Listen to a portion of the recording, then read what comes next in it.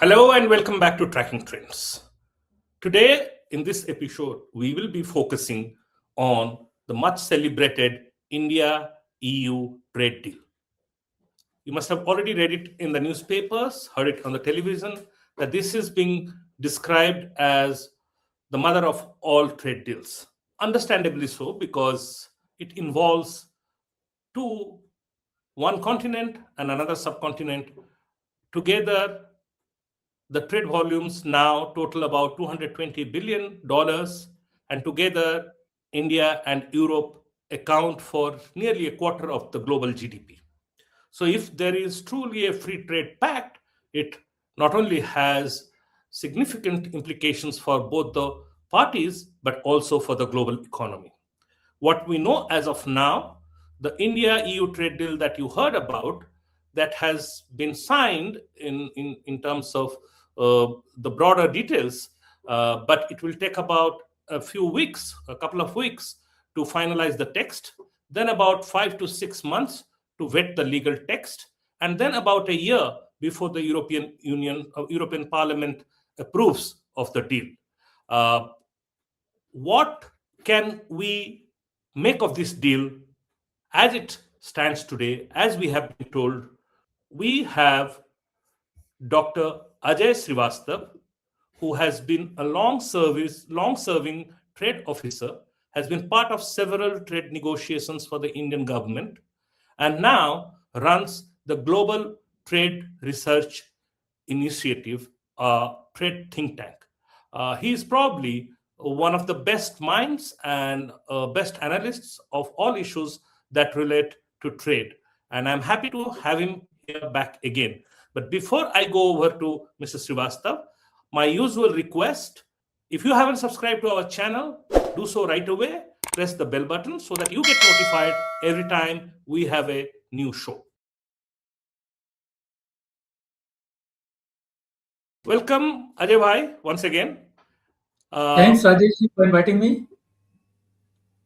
What we hear that this trade deal really opens up the European market to some of our labor-intensive critical sectors such as leather products, textiles, chemicals, pharmaceuticals, home decor, furniture.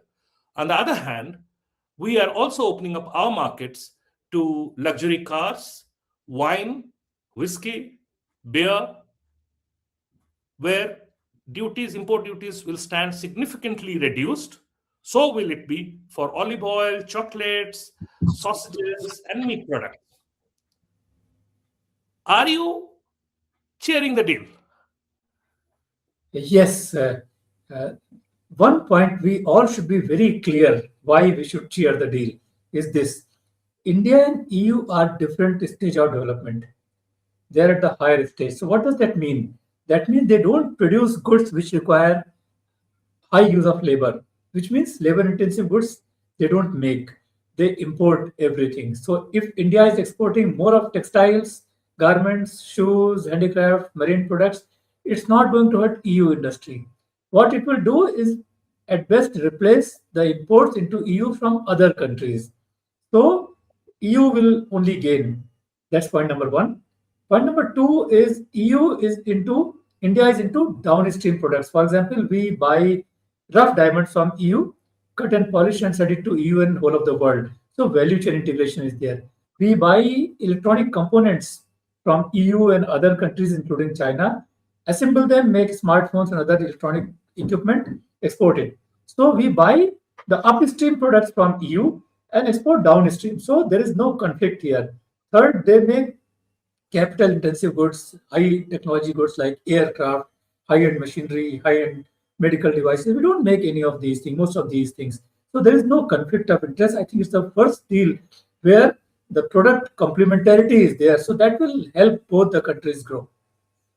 So, I mean, in a way, this kind of falls into the very classical Ricardian argument in favor of free trade, as to whoever has comparative advantage in whichever product category or sector must focus on producing more of those, emphasize or benefit from the scale of producing more of those, and trade with each other. So that's the kind of complementarity you hope is likely to get worked out with India, between India and European Union. But as always, the devil lies in the details. What we are talking about now is based on what both sides have officially claimed. The text will get finalized over the next few weeks. What are your concerns? Where could the devil lie in the details? Or what kind of devil would we No, no, discover? we should not. We should not anticipate the concerns in the trade text itself. It will provide more details. For example, if they say that we have opened up all machinery, the text will say, okay, if 200 types of machinery is there, India has not eliminated tariff on 5 types of. So those detailing will be there. But surprises, we know already the surprises. For example, EU is the mother of all regulation in terms of countries. They are very regulated. They love being called regulation setter for the world. We set the regulations, the world follows. That's what they feel. And those regulations sometimes they border on almost impossible. For example, their health and safety regulation, their pharmaceutical regulation, their non-tariff barriers, their certification process, they are mostly expensive, time taking, and if you want to export to EU, you need to have all those certifications. For example, so in that means only the medium to high end firms should aspire to export to EU. It will be difficult for a small firm to obtain such certification because they're very expensive and export to EU. So let's just get down to some specific examples. For instance, the European Union is opening up its market to several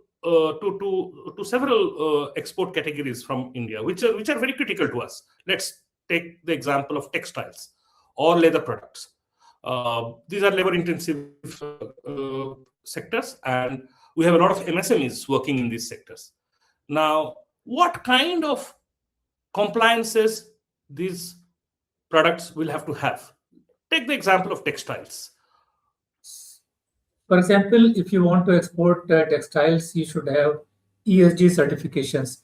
There are certifications like how you treat your labor, what should be, what safety parameters your factory should follow.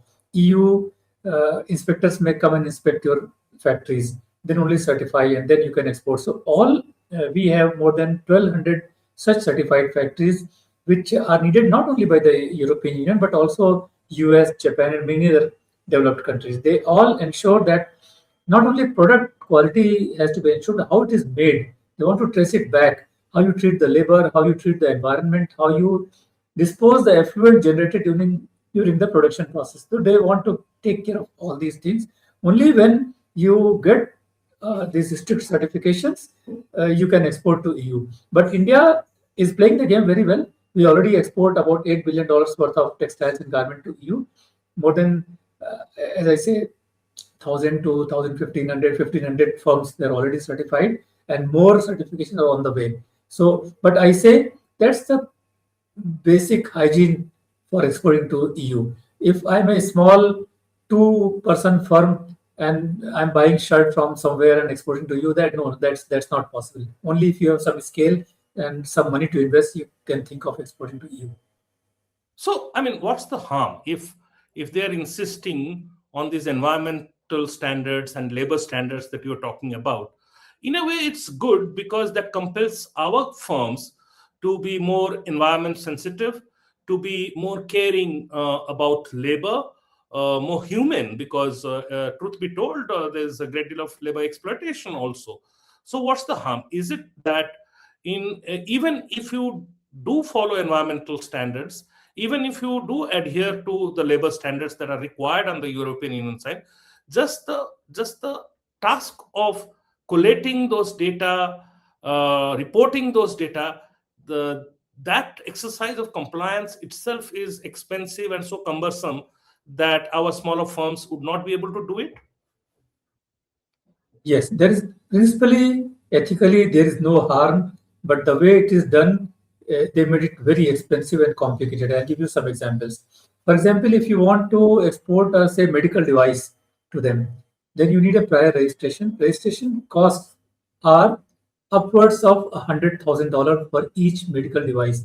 Now, I can understand you want to take care of your patient, you want a high quality medical device, so you check the quality. No, you are not only checking the quality, that's fine.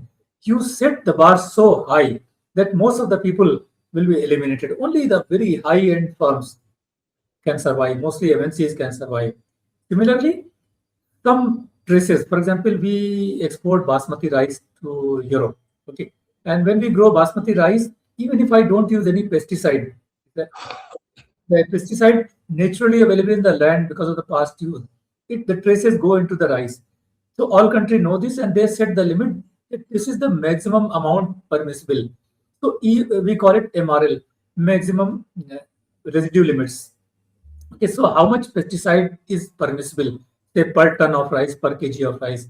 So the limit set by EU is even less than third the set by that set by say US or Japan.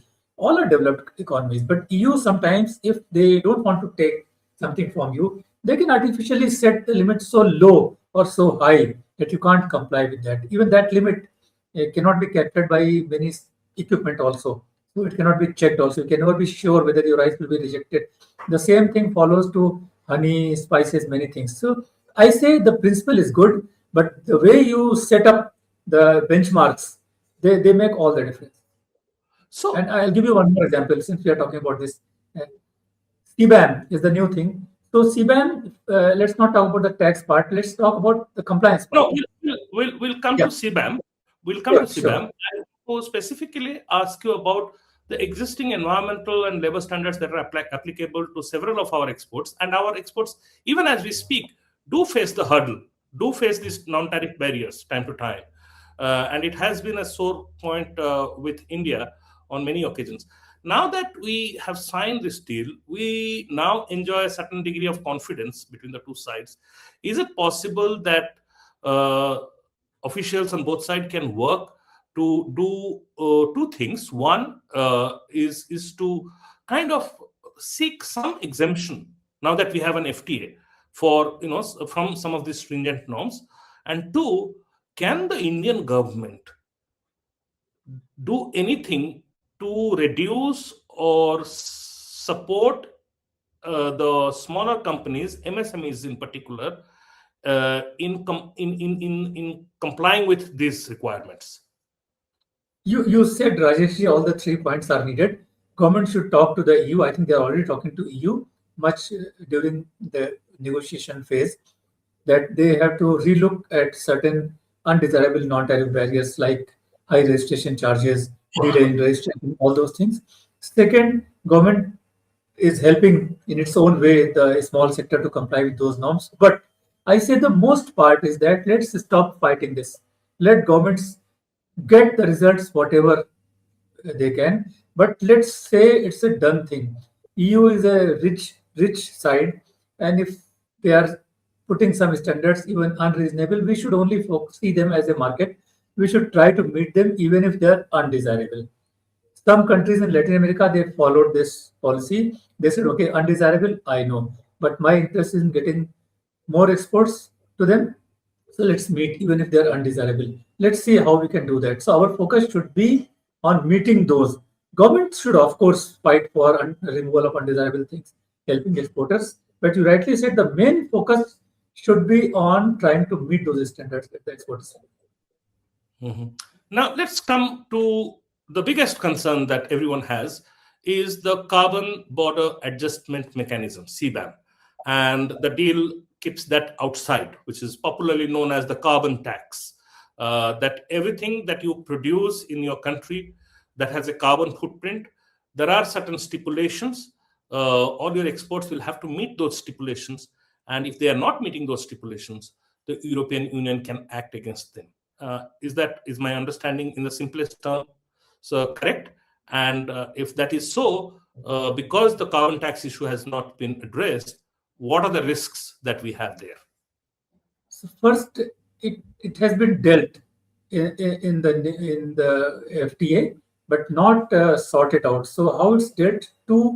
Three things are mentioned in the briefs given to us, public.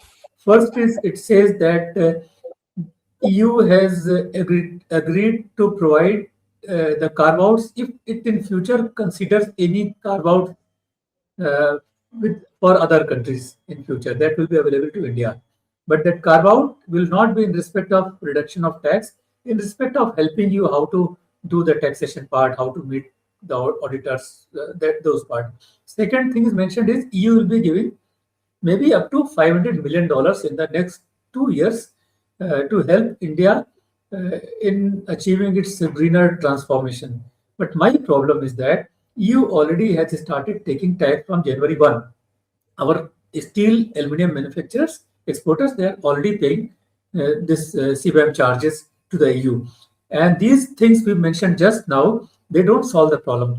Even after the agreement is implemented, people will have to keep on paying. And my worry is not steel aluminum. Today, 6 products, including steel aluminum, covered, but EU CBAM is on record. Regulation says they will cover all industrial products, which means tomorrow cars and nuts and bolts and chemicals, everything will be there. So what will the net result?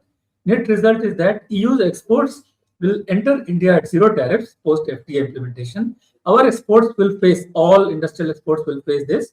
And I'll add one more thing. There's another animal in the EU's basket. First is this CBAM. Second is EU deforestation regulation. CBAM covers industrial goods. Deforestation regulation covers most agriculture goods. You cannot export those things if you are growing those in the land deforested after 2020. So EU will be hitting all of the export, agriculture to Hmm. industry. Hmm. So, yeah, I mean, the regulation, EU regulation says that CBAM will extend eventually to all industrial production in 3 to 5 years. That's the time frame they have, right? Up to 2033, everything will be covered. 2030, right? 2033. 2033. So that's about 5 to 7 years we have Yes. on our side, and also the deforestation rule that they have come up with. So which effectively means today we are told that on 91% of India's exports to EU, we have agreed to slash tariffs to zero. On about 3% of our exports, tariffs will move to zero in 3 to 5 years. And about 6% will get tariff cuts, which means almost 98 to 99%. We are seeing significant tariff cuts. So the tariffs would be gone, but we need to be mindful of the non-tariff barriers that may come up or that already are there, which can effectively neutralize the impact of these tariff reductions. But I have one question. The same rule will apply to other exporters that are competing with Yes. us for the EU market, no? Everyone will face So this how rule. are they better off than us in dealing with these potential non-tariff barriers? Let's say a country like Vietnam or China or So Southeast Asia. China, yeah, so China is the leader in green technology.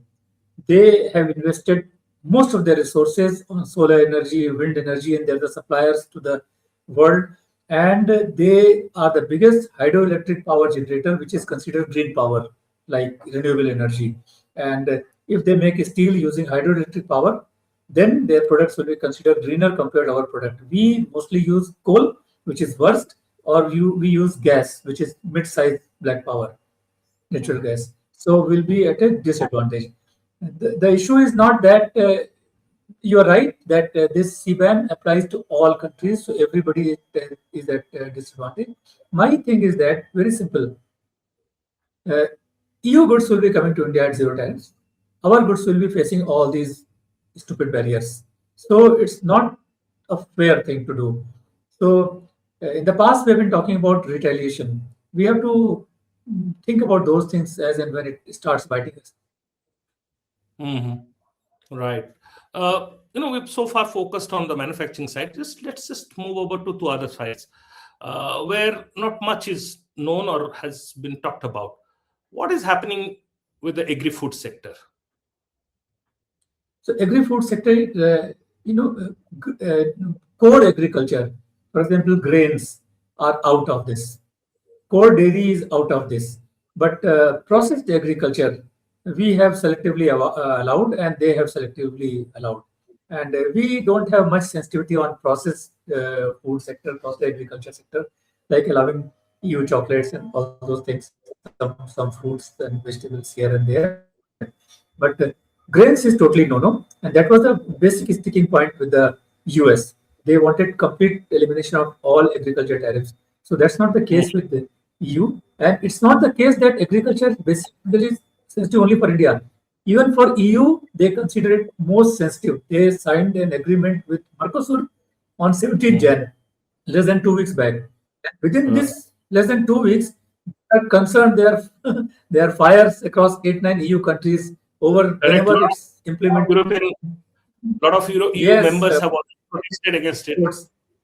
so that will be delaying the ratification of Mercosur agreement. So fortunately, that has been sorted out by both the countries, and core agriculture is not touched.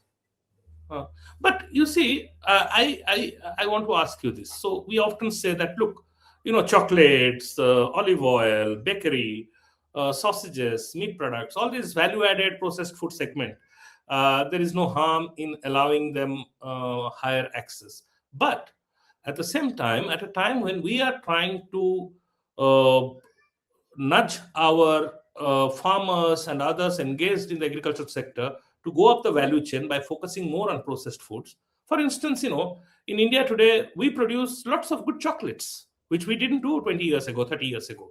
There are lots of processed products where slowly our people are getting into that segment. And that's probably also one way of reducing the excessive burden on core agriculture. That's also creates a lot of non-farm rural employment, so to say, when you set up these agro-processing industries. And it also adds to your export value chain, and at a time when we are just about taking off in this direction, you have the European producers of processed food getting access to our market. Isn't going to have an adverse impact on this effort of ours? I don't think it will have an adverse impact for two reasons. One is EU supplies, EU works in premium segment, segment, high-end chocolates, high-end biscuits, high-end sausages, all those things, number one. And number two, see, we are opening Indian market where GDP is $4.2 trillion and getting access to a rich market of over $20 trillion. So we are also getting a big access if our firms have good caliber, and I'm sure many of them they have in agro processing sector. EU will be a great market if they can meet their SPS, TBT, and all other requirements. Once you are hands-on with the EU market, you can export to all developed countries. Okay, so from manufacturing and agriculture, now let's switch to the services segment. And the real beast, in my view, lies there. There isn't much we have heard about trade in digital services, which is a major concern.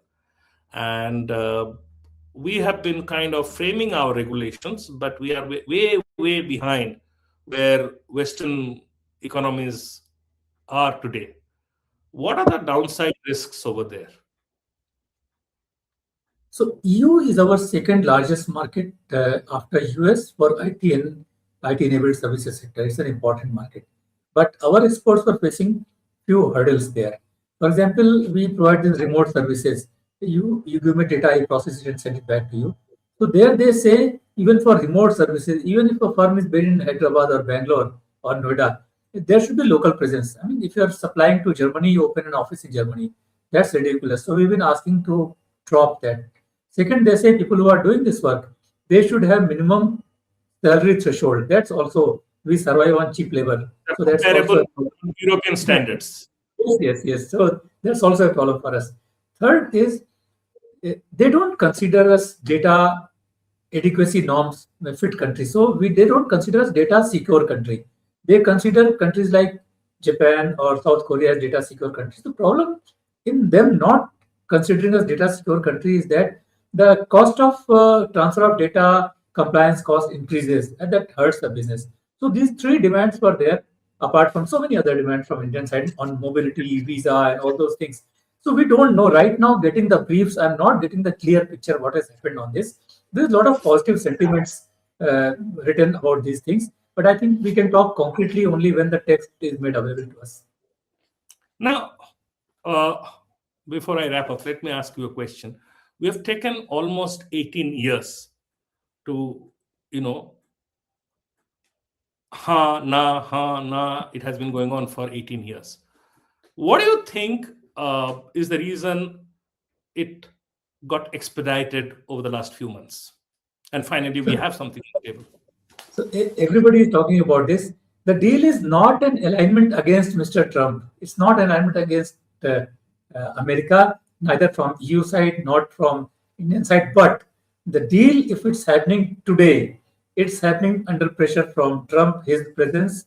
He has imposed tariff on India, and now he did things with the EU, threatened with tariffs. So EU-America deal, EU has cancelled that deal for the time being. So both thought, apart from America, there is a problem with China. With both the sides, they thought that critical dependence on China is increasing. So both sides thought that we are big economies. EU is number two economy. We are number four economy right now. Let's come together and develop some deeper value chain so that reliance on US as big market, reliance on China as a big supplier should be somewhat managed. It cannot be fully dispensed with, but somewhat managed. So timing of the deal is, of course, because of courtesy Mr. Trump, but content is bilateral. There is no influence of Mr. Trump inside the deal. So we must thank, in a way, we must thank the US President Donald Trump for Yes. this deal coming through or getting expedited.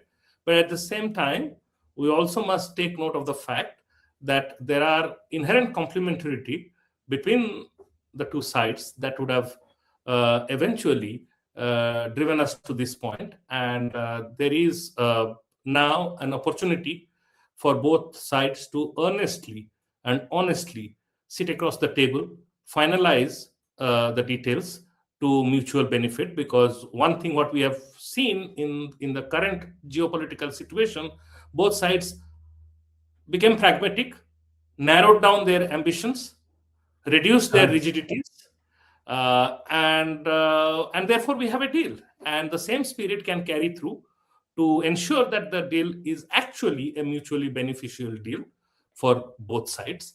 Let us hope so. And the most critical aspect is that at the end of the day, the Parliament must approve this deal. And Europe, like India, is a federation, and it is not easy to drive a consensus within ever given time frame. So we have a time frame of 1 year, but it may spill over. But efforts should be made not to let it spill over. So on that optimistic note, we conclude our discussion. Thank you so very much for your time, Mr. Srivastava. And our audience, if you have liked our video, if you have liked our conversation, please share, spread the word around, and do subscribe to our channel if you haven't done so yet. Thank you very much. Keep coming back.